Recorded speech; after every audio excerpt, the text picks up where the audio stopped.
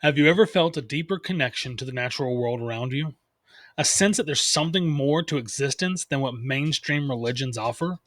If you've ever been curious about paganism but felt overwhelmed by conflicting information or even unsure where to begin, you're in exactly the right place. Welcome to the Basics of Paganism and Introduction. My name is Matt. I'm the founder of the Pagan Temple, where tradition meets transformation. In the next few minutes, we'll cut through the misconceptions and provide you with a clear, accessible foundation of what paganism truly encompasses. And you'll discover what paganism is and isn't, the diversity of traditions under the broad pagan umbrella, some core practices that connect many pagan paths together, and how to begin your exploration regardless of your background. Whether you're just curious, actively seeking a new spiritual path, or just really somewhere in between, this presentation is designed to be your first stepping stone. No judgment, no pressure, just clear information presented with respect for all ethical spiritual journeys. So settle in, open up your mind, and let's begin our exploration of the rich tapestry of pagan spirituality. Okay, so what is paganism? Paganism isn't a single religion, but rather an umbrella term encompassing many different spiritual paths that draw inspiration from ancient and pre Christian traditions. While pagan practices vary widely across cultures, individuals, most share some common elements: a deep connection to the natural world, recognition of natural cycles, reverence for multiple deities or nature spirits, and sometimes no reverence for a deity at all, and even an emphasis on personal spiritual experience rather than preconceived dogma. The word pagan comes from the Latin word paganus, originally meaning country dweller. Later on, it meant civilian, though its meaning has, of course, evolved significantly over time. Before we explore what paganism is, let's address some of the most common misconceptions. First, there's tremendous diversity among pagan traditions. They don't all share the same beliefs or practices. While paganism represents alternatives to mainstream religions, it isn't defined by an opposition to Christianity or really any other faith. Most pagans don't even hold a belief in Satan or any evil being for that matter. While some pagan paths incorporate magical practices, paganism encompasses much more than just spellcraft or witchcraft. And finally, the Wheel of the Year is one topic that comes up a lot in pagan discussions. But really, the Wheel of the Year, with its 8 Sabbats, is specifically a Wiccan concept, not a universal pagan practice. This calendar was created by combining festivals and events from many different traditions, and many pagan paths follow entirely different seasonal celebrations, or even none at all. You have some places that celebrate something more of like a harvest season or a winter season, where things kind of die back to be reborn. But then you also have to think that pagan paths that originate near the equator don't really have much of a winter to speak of. So their pagan spiritual like festivals are going to be different. Okay, so let's talk about some of the most common major pagan traditions. It's important to know that paganism encompasses numerous distinct traditions. For example, Wicca, developed in the mid 20th century, combines witchcraft with reverence for a god and a goddess. Druidry draws from inspiration from Celtic cultures with an emphasis on a connection to nature and ancestors, whereas heathenry or Norse paganism focuses on Germanic and Scandinavian deities and traditions. Hellenic reconstruction revives ancient Greek practices, while Cometicism centers on Egyptian deities and customs. Many practitioners even identify as what we call eclectic pagans, drawing elements from multiple traditions into a personal, kind of like piece together, build your own path. Each of these paths has its own theology, practices, and community norms, though there can be some significant overlap between them. Again, while many pagan traditions vary widely, certain core values appear across many of the paths. Most pagans share one, a deep connection to the natural world, viewing humanity as a part of nature rather than separate from it or to dominate nature. Many observe natural cycles like seasons, moon phases, or agricultural patterns as spiritually significant. Paganism even typically emphasizes personal spiritual authority and direct experience over dogma or intermediaries like priests. Diversity in paganism is not just tolerated, but celebrated, with many paths acknowledging that different approaches work for different people. Finally, most pagan traditions emphasize ethical responsibility, often expressed through principles like the Wiccan's reads, harm none, or Norse concepts of honor and hospitality. Pagan traditions approach sacred time in various ways. Many observe lunar cycles with rituals at full moons or new moons.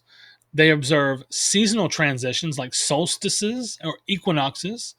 Those are widely celebrated across many traditions, though with different names and different customs, as we mentioned when we were just speaking about the Wheel of the Year earlier. Agricultural milestones like planting time, harvesting time, and first fruits also feature prominently in many traditions. It's important to note that while Wicca follows the Wheel of the Year, as I said with the 8 Sabbats, this calendar is specifically Wiccan and not universal to other pagans. Other traditions follow their own sacred calendars based on their cultural roots, whether those be Celtic, Norse, Hellenic, Egyptian, Native American, South Central American, etc. Everyone has their own way of representing nature and those cycles. Let's talk about sacred spaces. Pagans create and recognize various forms of sacred spaces, personal spaces, and even public spaces. Some of the personal spaces, such as altars, shrines, or circles, as they're told in like the Wiccan belief system, are for an individual. So you have altars, a place where you would make offerings to gods, spirits, other deities. You'd have shrines, which are set up with items on there to sort of remind you of that spirit, deity, or even an ancestor.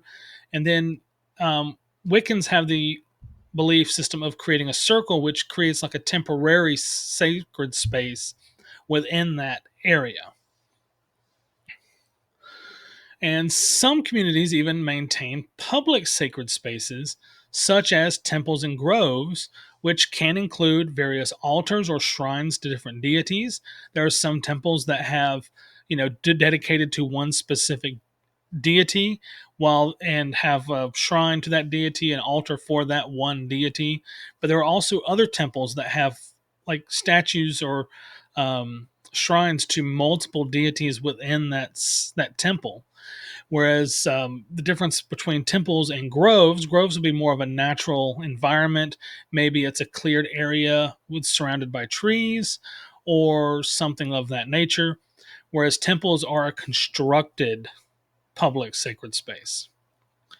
You'd also have natural spaces. Some pagans may recognize natural locations like springs, mountains, or maybe a specific tree as inherently sacred.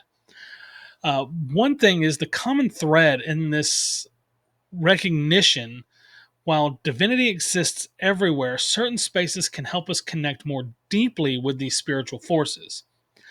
Most traditions out there have specific practices for creating, maintaining, and closing sacred spaces. I'll make a video on that later, just really diving into just sacred spaces. But just know that not every pagan path specifically has these exact sacred spaces. Some have all of them, some have some of them. It's just really important to know that, as I've mentioned a couple of times already, every pagan path is different and should be approached a little differently. Let's get into deities and other spiritual beings. Pagan traditions hold various perspectives on divinity. Many are even polytheistic, honoring multiple deities with distinct identities and attributes, like the Norse or Hellenic pagan paths, where they have multiple deities that are like part of a pantheon of gods.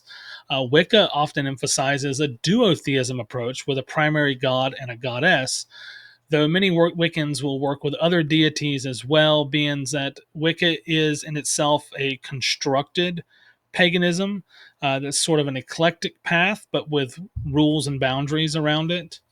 You even have animism, or belief that spirits or consciousness exist in all natural features, whether they be animals, humans, or objects. Animism has a belief that, a particular mountain might have a spirit all of its own, or a river may have a spirit all of its own. And even some pagans are pantheistic, viewing everything as divine and part of divinity or part as source. Within polytheism, there's even further diversity. Hard polytheists view deities as completely separate entities, while soft polytheists view them as simply aspects or archetypes of underlying divine forces. I'll say that I personally fall under the soft polytheism and animism approach myself, you know, identifying the gods as aspects of natural features. But again, not every pagan path is the same, but all pagan paths are valid. And many pagans develop personal relationships with particular deities or spirits, and some pagans do not develop personal relationships with a particular deity or spirit. It's often based on cultural affinity, personal callings, and even specific needs. Despite the diversity, many pagan paths share common spiritual practices. Meditation helps practitioners connect to deities, spirits, or other natural forces. Offerings, which might include food, drink, crafts, poetry, service, etc., express gratitude and build relationships with those spiritual entities. Even certain ritual celebrations mark sacred time, honor deities, and create community. So you got to think of those like 8 Sabbats in the Wiccan Wheel of the Year, or bloats in the Norse um, path. You have these different seasonal celebrations that are part of those pagan practices, but they can vary across different paths. But just know that there are those celebrations that is common amongst most pagan paths that are out there. Many pagans practice what we call divination, like tarot, runes, or scrying, to help seek guidance from whether that be spirits, deities, or even ancestors. Energy work revolves around sensing, directing spiritual forces for healing, manifestation. This is common within witchcraft. You casting spells to manifest, um, whether that be good luck on a job interview, or just really just centering yourself and becoming closer to natural forces. Again, this is a common, the energy work and the witchcraft is common amongst many pagan paths, but it can vary from path to path. Of the purpose for that energy work, how that energy work is practiced, and how it's in the outcomes of that energy work. But one thing that's connected with most pagan paths is the emphasis on direct connection with nature through activities like, could be gardening, hiking, simply spending time outdoors, meditating. The Norse have the practice of utiseta, or sitting outside and just experiencing and listening to nature. The specific forms these practices take can vary widely between traditions, but these general categories, as I've outlined here, appear across many pagan paths, and it's a really good start to figuring out what path you want to take based on the practices that really speak to you and what works with you. For example, um, offerings, meditation, and connection with nature are the what speaks to me personally. So that's why I spend more time outdoors, and that's why my personal pagan path is closer to animism than most anything else. Ethics is a big conversation within the pagan paths, because paganism doesn't typically have anything that even slightly resembles a Bible of rules and ethics for that particular spiritual path. So, pagan traditions approach ethics in very diverse ways without a centralized dogma or like some type of commandments.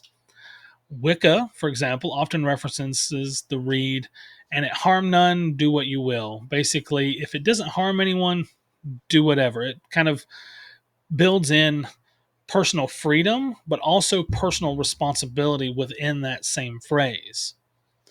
The Norse or Germanic paganism looks to traits like, say, courage, truth, honor, hospitality, and those are drawn with from Norse sources like the Havamal, which is kind of like a book set of written or spoken by Odin that gives us like rules to live by that focus on personal responsibility, community, hospitality, things like that. And then even Kemetic practitioners may follow the concept of Ma'at, which is roughly translates to truth, balance, and justice. Again, a very good ethical um, foundation to build your pagan practice off of. While most pagan paths emphasize personal responsibility, reciprocity in relationships, and harmony with nature, the balance between individual practice and community can vary quite a bit. Some pagans practice entirely alone, while others prioritize a group ritual or community building. Online communities have become increasingly important for pagans, especially for those practicing traditions not widely represented in their geographic areas. For example, me growing up in the deep south with what we call the Bible Belt all around us, finding pagan communities is quite difficult. So, accessing these online communities is very helpful with establishing connections to other pagans. You may ask, how do I get started? Well, if you're interested in exploring paganism, start by researching the traditions that resonate with you mostly, particularly those connected to your ancestry or that call to you spiritually. Begin with simple practices. Spend some time in nature. Observe the seasonal changes. Notice how everything like waxes and wanes like the moon, or how spring brings new growth, summer lush growth, autumn things are slowing down, winter things are dormant. So you notice those patterns and you follow through those patterns, and you just have that recognition to that this world around us is huge. It's diverse. It's teeming with all kinds of life, high life, low life, etc. It's all valid, and just really focus on that natural connection. You may develop meditation practices, or like as I do, the Utiseta with the Norse path, just sitting outside and listening. I like to listen until I hear everything and nothing at the same time, where you hear all the birds, the something rustling in the leaves, at a distance. And this is something you can do if you live in a rural area. Go out into the woods, into the forest, sit on the beach and listen to the waves and the seagulls. If you live in a very urban area, there's usually a public park where there's some squirrels chittering in the trees or birds singing, or you can set up like your own little kind of oasis in your backyard. Whatever it takes to, build that connection with nature, or, build yourself an indoor greenhouse, or um, sit in a greenhouse with trees or plants and everything around you, and just listen and feel the connection with those natural things. You can create like a simple shrine or altar with natural objects on there. Keep a journal of your experiences. Write down questions and insights that you come across, questions you may not have an answer to that you may want to ask, or just questions that you've answered of your own. Write those things down in the journal just so you have like a personal reflection of your pagan path. Consider connecting with a community through some online forums, social media groups, uh, Discord servers, local meetups, if those are available. Uh, Read as much as you can, draw from academic sources, traditional texts, and even learn from some contemporary practitioners. So these people that are actually actively practicing these paths today. I recommend you maintain a healthy skepticism. If there's a path that really doesn't sit right with you, definitely talk to some people outside of that group and see if those particular paths, those particular practices are consistent among other pagans, or if it's something that's just one group does. You may want to look into that and see if that's something that you want to continue with on your own personal spiritual journey, or if you maybe want to look out for other uh, pagan paths that might resonate better with you. Because remember, paganism is a journey of personal discovery. Don't rush it. There's no right way, there's no wrong way to practice. As long as you are respectful of those pagan paths that you are pursuing, you focus on a cultural appreciation rather than a cultural appropriation, and just be mindful of how you pursue this, who you interact with, and what sort of things that really resonate you. Because the whole goal of this is to build up yourself spiritually and to connect with nature and the overall world around you. And that includes people, animals, plants, etc. Some of the most common questions I get um, are here. So, how do I know which path is right for me? Well, finding the right path usually involves research, experimentation, and personal reflection. That's why I recommend the journal, so you can reflect on these things and, maybe gain an understanding of this particular path. Because many pagans will, quote, try on several traditions before finding their home or creating a personalized practice. Me, myself, I started out with the animism thing. I went to Norse, Celtic mythology and just kind of focused around those sorts of things, even like dove into Greek mythology. But over time, I made my way back to culturally Norse Germanic paganism with a very spiritual connection to animism myself. So again, it's like a path is always winding. It's never straight and defined. So you kind of have to find your path through the woods and find your way out. A lot of people talk about paganism as the religion with homework, and that kind of is, but it's more of a religion with self-study, usually finding a tutor or guide or mentor to kind of help you find your path. Um, be wary of mentors and tutors that really force you down a path, because you should be finding your own at the same time. Uh, Another question is, do I need special tools or special items to start? Uh, Regarding tools, while many traditions may use specific items, the most important tools are your intention and your attention. Intention and attention. The tools can come later and are not important to the path. Um, there's some people out there that say, "Oh, you must have an altar cloth. You must have a representation of earth, wind, fire, water on your altar, and you have to have this kind of bowl, and you have to have this type of thing, and it has to be made of this, and it has to look like this."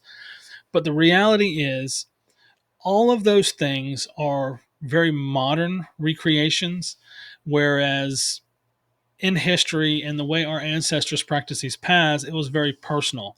Every household had a personal shrine. A lot of communities had a community shrine or altar. So it's really, build your path around yourself.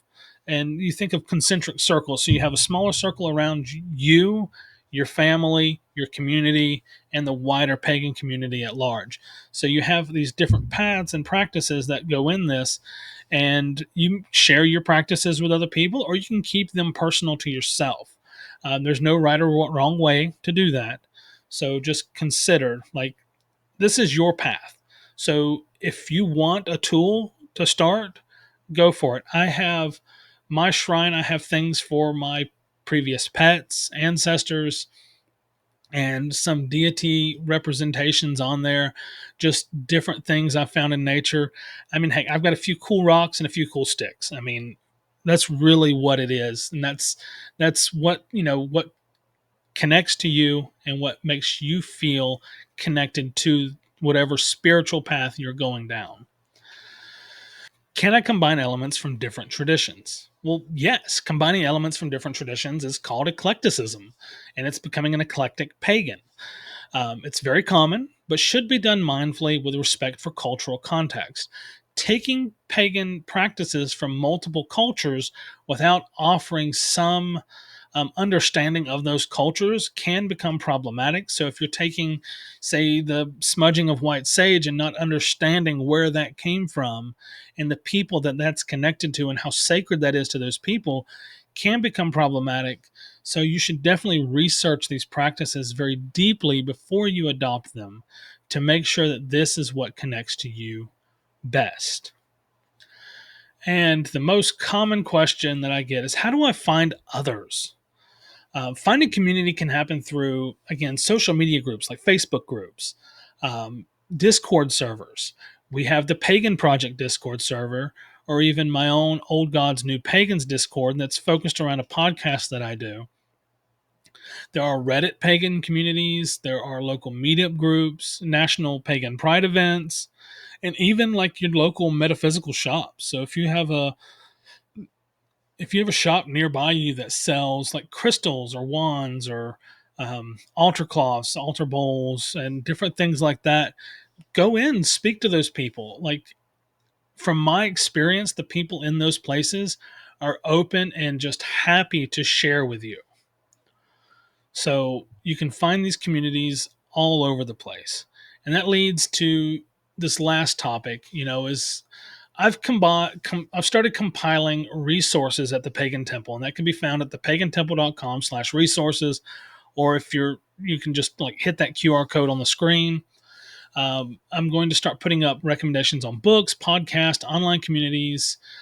You can reach out to me through the website, through comments, and I'll be glad to provide any advice, assistance, answer questions. If I don't know the answer to your question, I know someone who can help me get that answer, and we can get together and we can, find that out and discuss it together and grow together spiritually.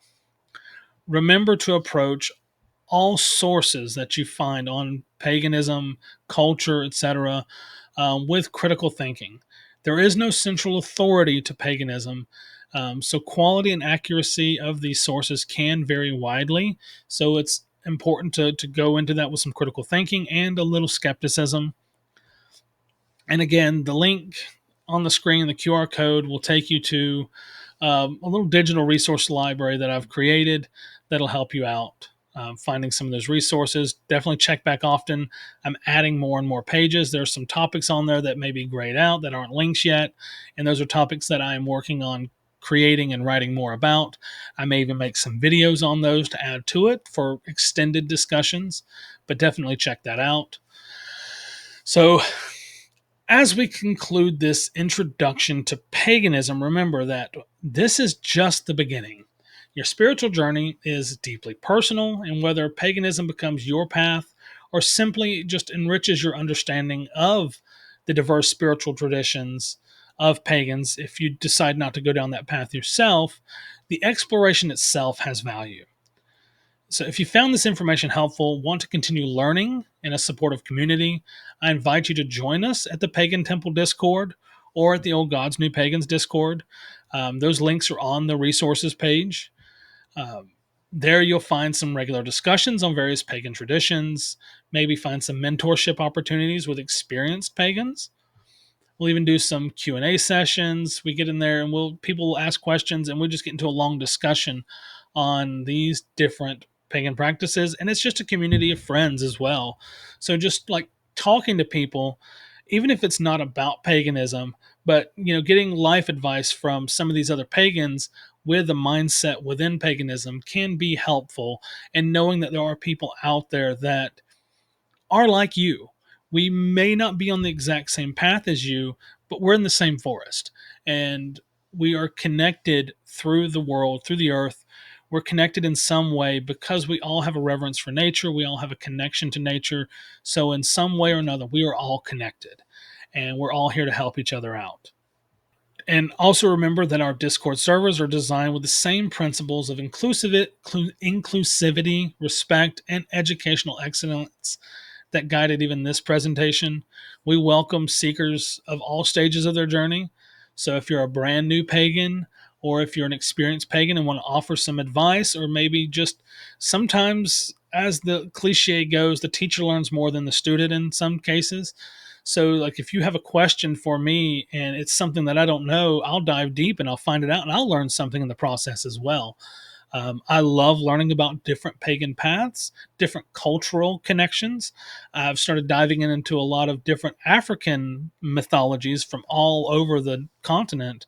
And it's been really interesting to see how, one, culturally, these stories are different, but at the same time, they have such a strong connection with the same stories of the Americas or Northern Europe or Asia. Like, a lot of these mythologies and stories and moralities have a connection, and they're, at their core, they're very similar. Remember, the journey of 1,000 miles begins with a single step. You've taken that step today by seeking out some information. Just continue walking your path with others, by yourself, even others who share your curiosity and respect for those pagan traditions. And I want to thank you wholeheartedly for joining me today. Until next time, may you find wisdom in nature's whispers and strength in your own spiritual sovereignty. Thank you.